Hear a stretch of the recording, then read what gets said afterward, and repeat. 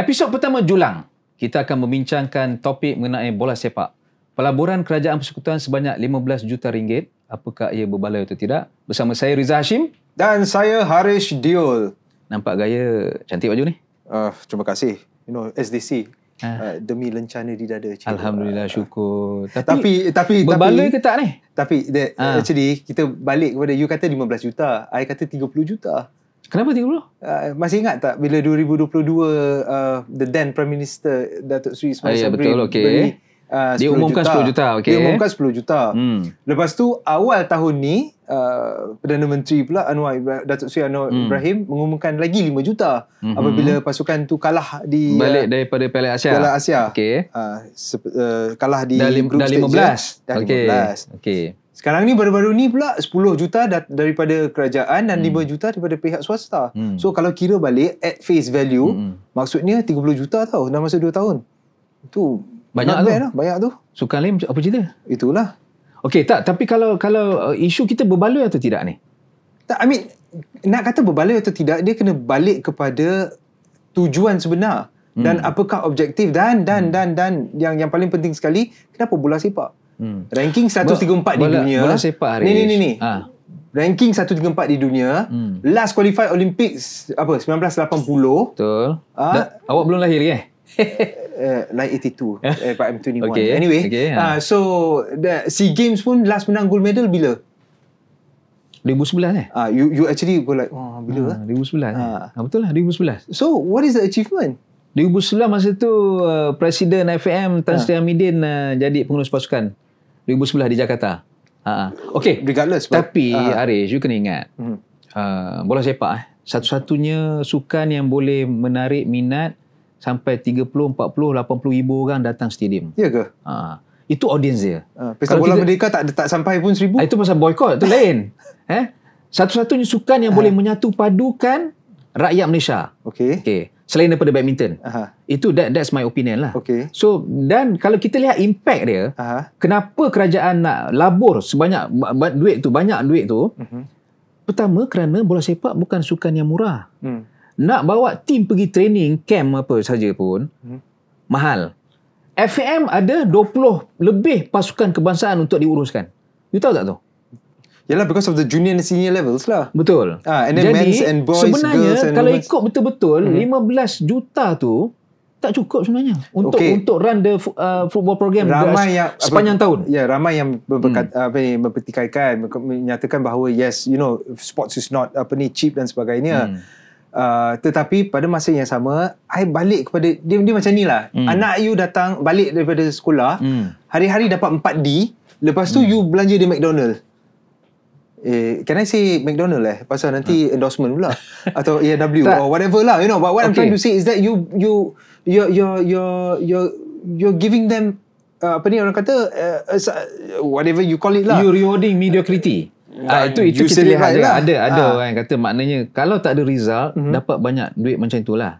Okey, soalnya sekarang ni you baik dengan persatuan-persatuan lain kan. Apa sentimen daripada pucuk pimpinan dia orang? Dia orang semua tak puas hati. Tetapi dia orang semua of course lah, they are biting their tongues because Prime Minister yang buat announcement. Kalau orang lain buat announcement dah lama dah dia melenting.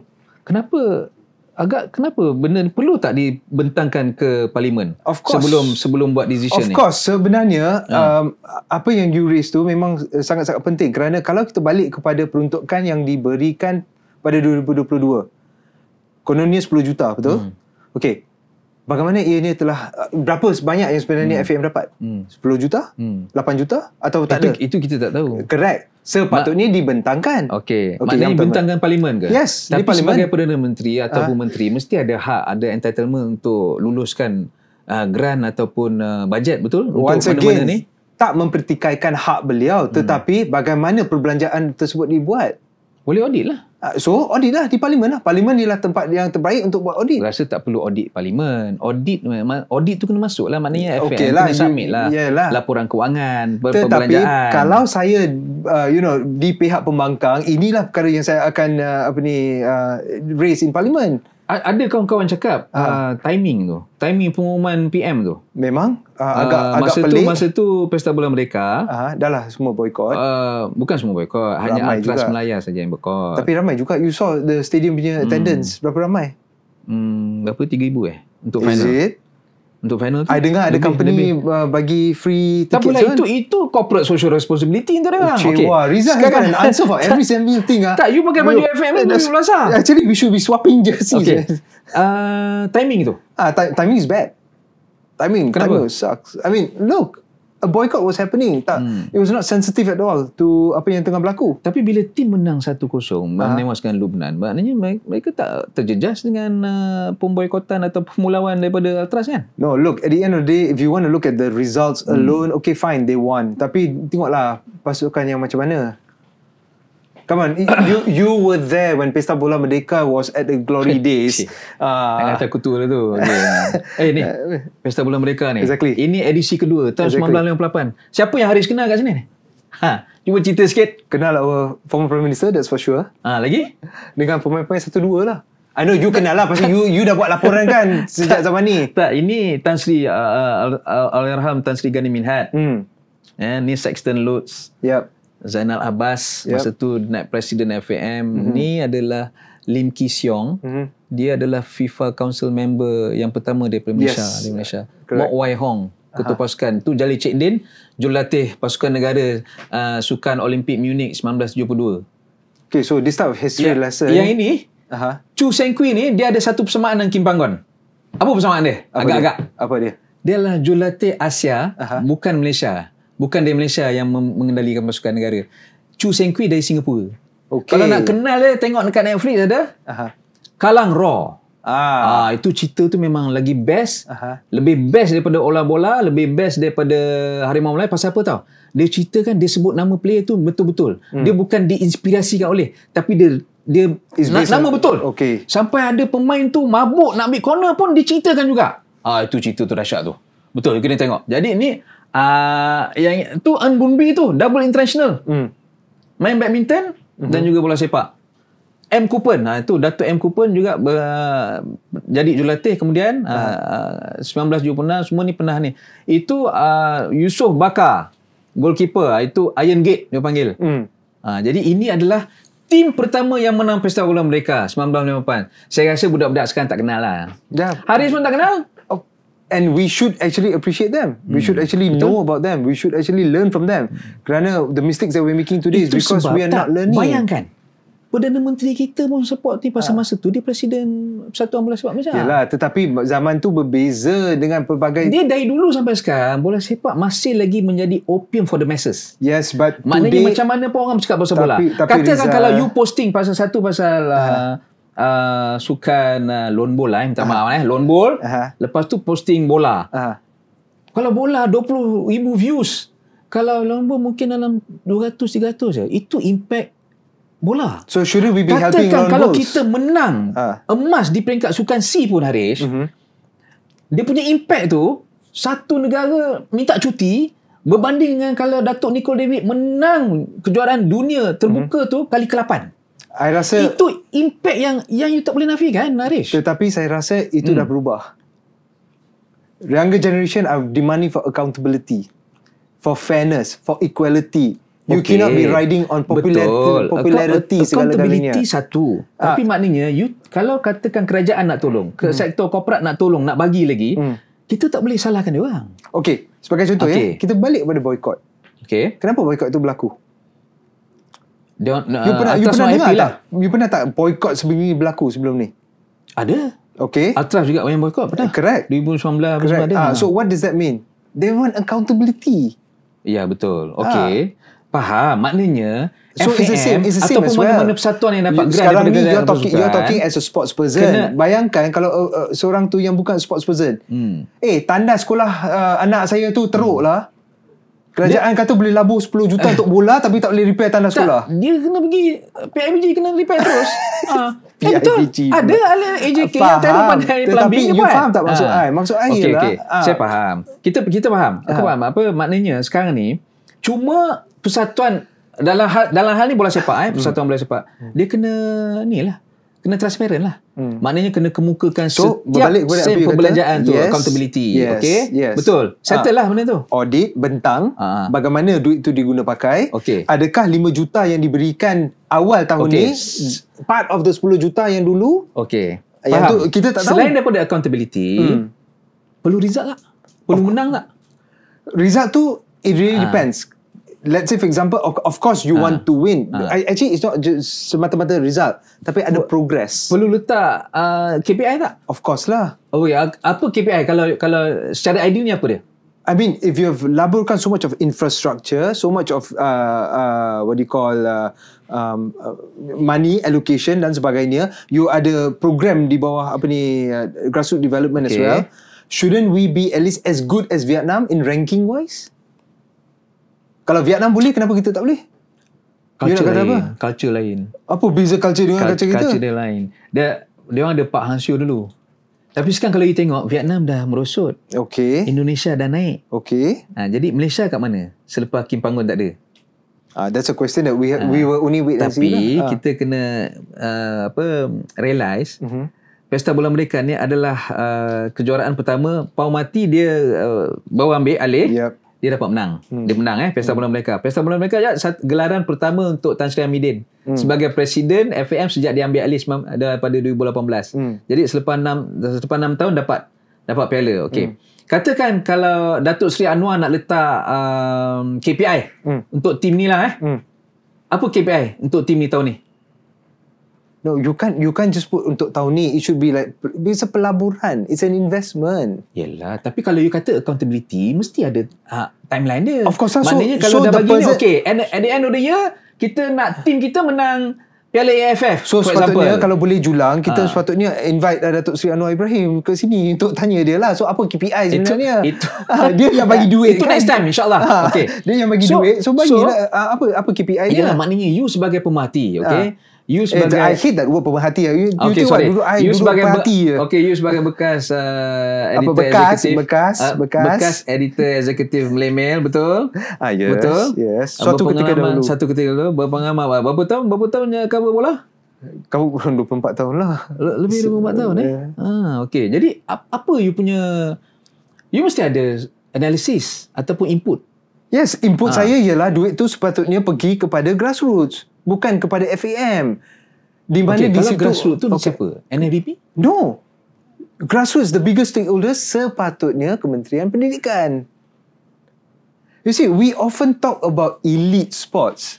Kita selalu cakap pasal elite. Okay. Budak-budak kita pergi sekolah tau. Bagaimana budak-budak kita, anak-anak kita akan mendapat sumbangan daripada kerajaan ni? The spillover effect.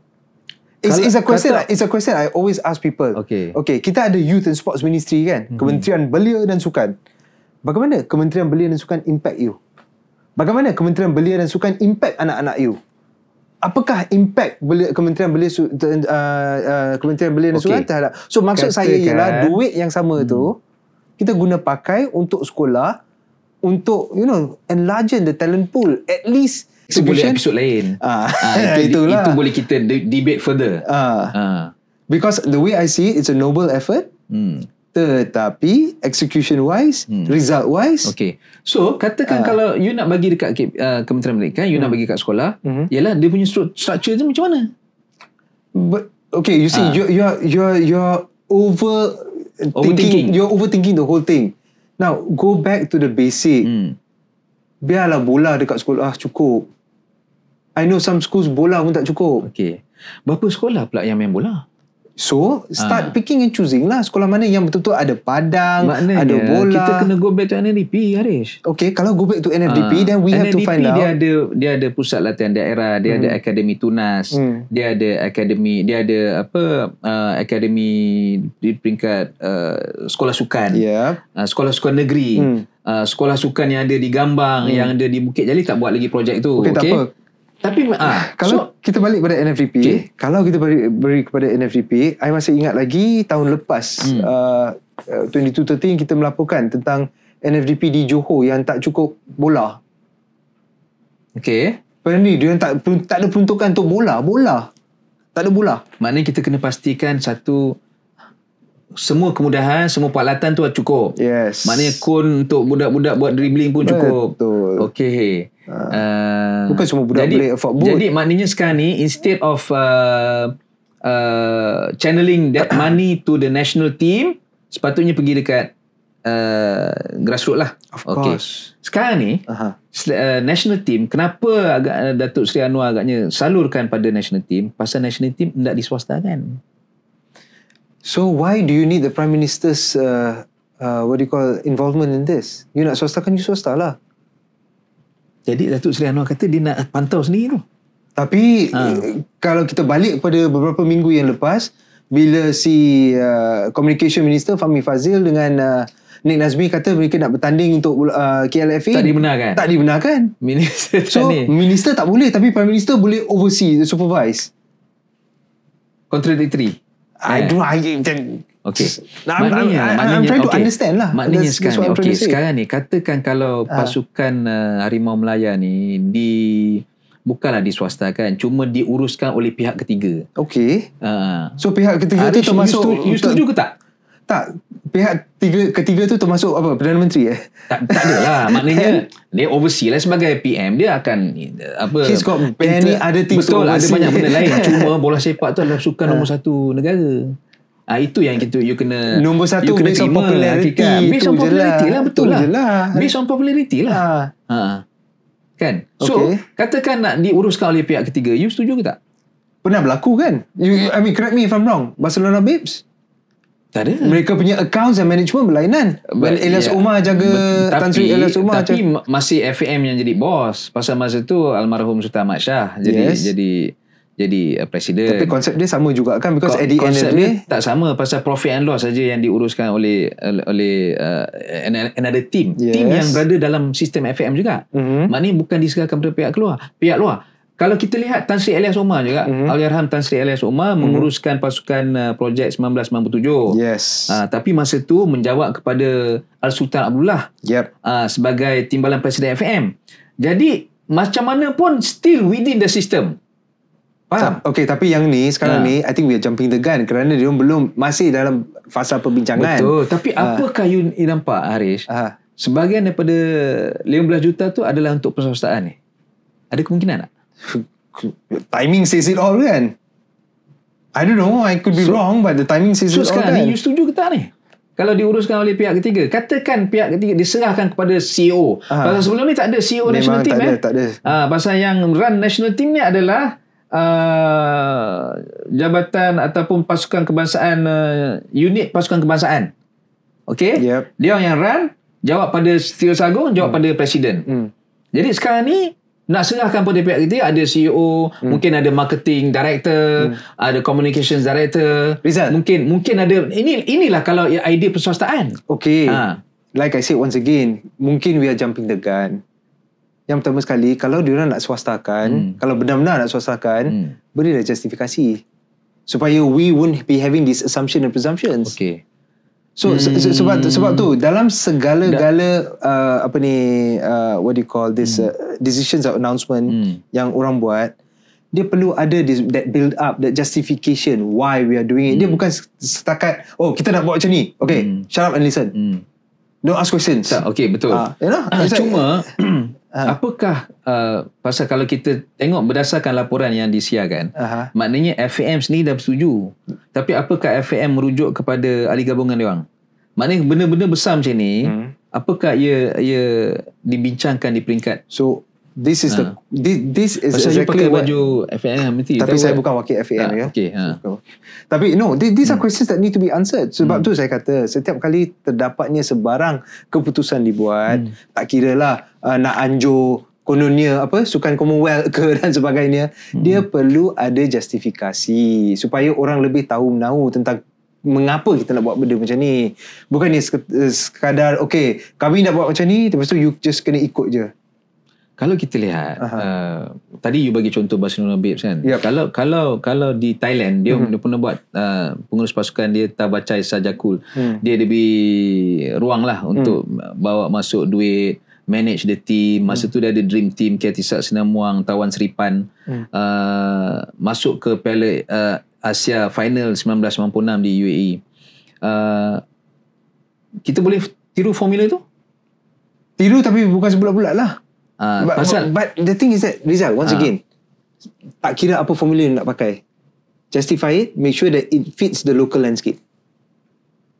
Itu je. Perlu ada CEO ke tak ni? Kata tak? Kalau kata, CEO tu berkesan, benda ni belum dibincangkan secara mendalam. Tapi kita boleh bincang lah, betul tak? Okay, no. Kalau saya, secara ideal ni apa solusinya? I feel this whole corporatization is the way forward in sports. Perlu ada CEO. Why? You know why? It's no longer macam volunteerism. It's like this is what I can do. No, you are paid to do your job, right? You're supposed to do your job. You have KPIs to adhere to. Betul. So when that is run professionally, then at least everything will be done professionally. Tetapi negara lain tak buat lah. I think I can see where you're coming from. Tak perlu compare dengan negara lain. Kita swastakan bola sepak kita kan, tapi gaji masih sangkut. Tak, itu pertandingan bro, itu liga. Tak maksud saya ialah konsep kita swastakan liga. Maknanya dulu liga ni di bawah Jabatan Pertandingan atau Kawasan Pertandingan FAM, swastakan pada pihak ketiga agar dia menjadi satu entiti yang komersial. Correct. Okey, boleh bawa masuk duit. Boleh bawa masuk duit untuk MFL. Tapi gaji pasukan-pasukan lain sangkut. Exactly. Tapi idea penswastaan tu bagi saya memang betul lah tu. So same thing lah. Idea penswastaan untuk national team pun kemungkinan besar. Tak sama pasal apa tau? Pasal sekarang FM dia dah sediakan semua pertandingan yang bersifat komersial, yang boleh buat keuntungan, boleh jana duit tu daripada pihak ketiga, iaitu MFL. FM punya aset apa? That is yes, correct. Because I remember having this conversation with you. Macam asset dia apa sekarang ni? Kalau dia bagi the main thing, which is the national team. Betul. So kalau Harimau Malaya dia dah sediakan mana ni, dia dah relinquish dia punya apa dia nak jual pada sponsor? Itu je lah. Tak, maksudnya apa yang boleh diuruskan oleh FM? Kalau Harimau Malaya dah tak ada dah. Liga lah. Tapi Liga pun MFL hanya ada nanti Piala Presiden dan Piala Belia. So jadi FM FM sanggup atau tidak melepaskan hak itu, satu-satunya properti paling besar Harimau Malaya ni kepada pihak ketiga. This perbualan ni sama dengan BM, betul tak? When they wanted their professional their players nak pergi independent, ramai di kalangan mereka menyatakan bahawa tak boleh, kerana apakah aset kita? Player tu merupakan aset persatuan. Iyalah, maknanya betul, tapi MBM pula pada masa sama dia boleh fokus pada pembangunan. Correct.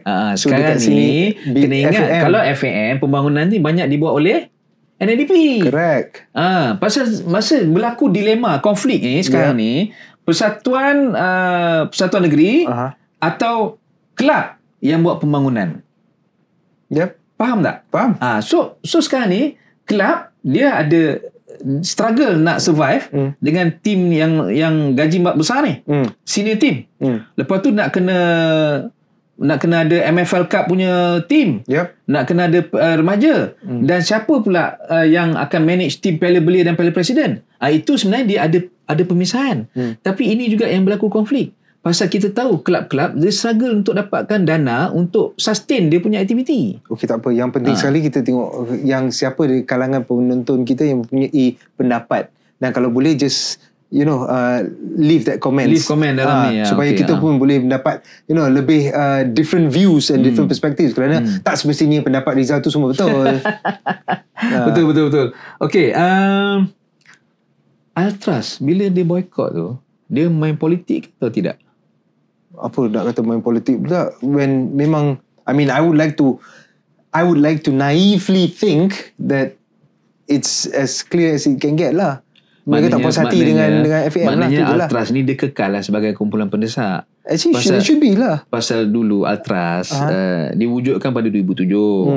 Okay, kemudian mereka lah yang inisiatif mereka, Presiden FAM sila letak jawatan. Sehingga almarhum Sultan Haji Ahmad Shah terpaksa mengundur diri, beri laluan pada anak anda baginda.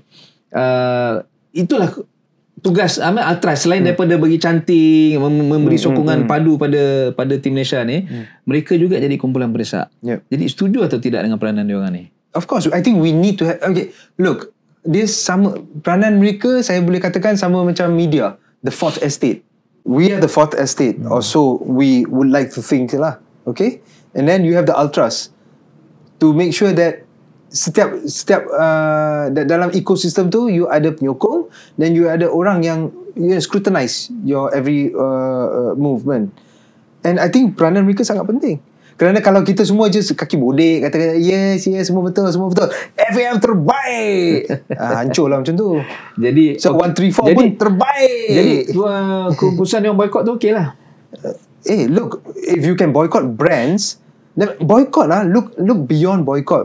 The purpose, the intent. Mengapa orang boycott? Mengapa orang boycott makanan, minuman dan sebagainya? Kerana of what's happening in the Middle East sebagai contoh. Kenapa orang boycott tak pergi ke stadium? Kerana apa yang kononnya berlaku di FAM sebagai contoh.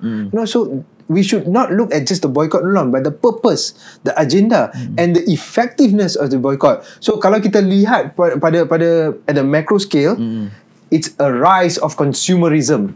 The power is in your hands, bro. Okay, setuju tu. Setuju lah. Not bad lah juga you Of course lah. I thought rambut panjang tapi short on wisdom. Tapi okay lah, not bad. Cilaka. Okay.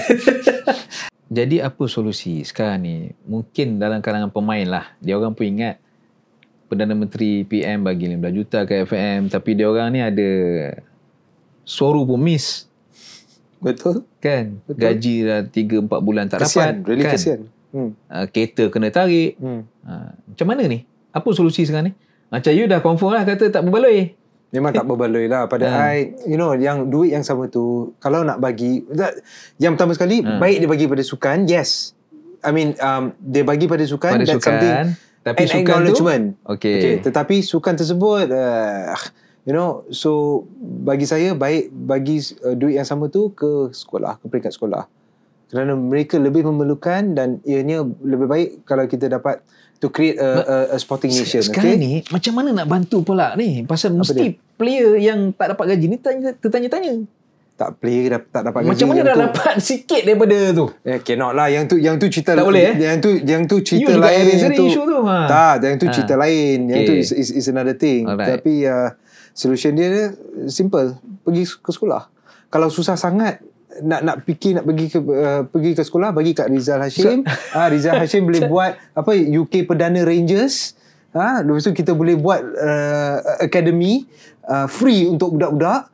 Biar diorang berlatih pemain bola sepak. Lepas tu bola ada, setiap seorang dapat bola. Setiap seorang dapat bola.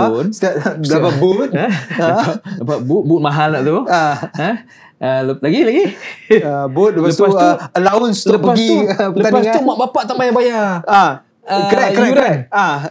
Free lah. Free. Duit tu pergi dekat jurulatih. Of course. Jurulatih dan kita. No lah, jurulatih lah. Tapi betul audit tak? Audit tak? Audit. Perlu audit. Kita tunjuk pada dia orang semua. Sorry. UK Perdana Rangers tunjuk pada mereka semua. How it's done. I mean, jokes aside lah. Go back to basics. Go back to the grassroots. I think our youth, we need to invest in our youth. Tu je. So simple as that. Bukan national team. Habis national team ni macam mana? Katakan kalau dia orang tak cukup tak payah cakap pasal national team lah. You pakai baju apa ni actually? Ni. Ini baju yang confirm lah you all tak ada. Confirm you tak ada. Baju ni tak lawa langsung lah. Baju ni Strasbourg. Okay. Racing Strasbourg. Masa tu Akmal Rizal Ahmad Rakli. Sekarang coach Pulau Pinang. Dia main untuk Strasbourg. Dia datang ni tahun 2000. Dia orang datang masa tu coach yang bawa dia orang tu Claude Lohua. Claude Lohua bekas jurulatih Malaysia pada 1994-95.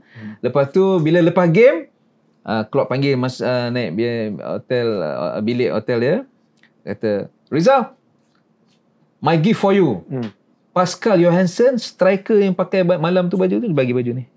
Jadi baju ni memang kalau hantar dia memang tak boleh basuh ni, sama ada basuh tangan ataupun dry clean. Tengok, I tanya satu soalan dia. Dia mesti balik history channel. Bukan. Dia macam peminat Liverpool lah. Asyik balik pasal history channel. Baju rare ni bro. Baju rare ni. Baju rare tak ada kat Malaysia. Tak tahu Akmal ada pun tak ada. Tak tahu, kita tak tahu. Akmal dan Juzaili masa tu pasal sebelum Nazmi Faiz Mansur, sebelum Hadi Fayad, siapa lagi pergi overseas ni, antara yang awal tu adalah Akmal Rizal Ahmad Rakli. Pasal dia pergi ke Perancis. Dia pergi ke Perancis tu main di remaja Strasbourg. Pada masa yang sama dia dipinjamkan ke Liga Amatur punya kelab tu, nursery club pada Strasbourg iaitu FCSR Agino. Okay. Jadi di situ dia main sangat. Bila dia balik Malaysia, dia skor lawan Hong Kong pra Piala Dunia tahun 2001. Jadi itu antara pengalaman. Ini membawa memori yang tersendiri untuk Tahniah Rizal Hashim, anda merupakan pelajar terbaik sejarah bola sepak negara. Ya, seperti biasa. Sebab itu kita boleh namakan tu semua kebanyakannya. Lim Ki Siong. Tu Ateko kenal? Itu Ateko ni dia punya ni dia lebih terror heading daripada siapa kalau nak kata kan? Daripada siapa? Ronaldo dia lompat kan. Tapi ni lagi ni flying header dulu ni. Okey, terima kasih. Kita kalau tak saya akan kau potong Tadi kata aku pelajar terbaik sejarah bola sepak Malaysia. Okey, terima kasih dan kita jumpa lagi pada episod yang akan datang. Rizal say bye-bye. Say lah bye. Need to show you how. Bye. Bye. Selamat. Peace.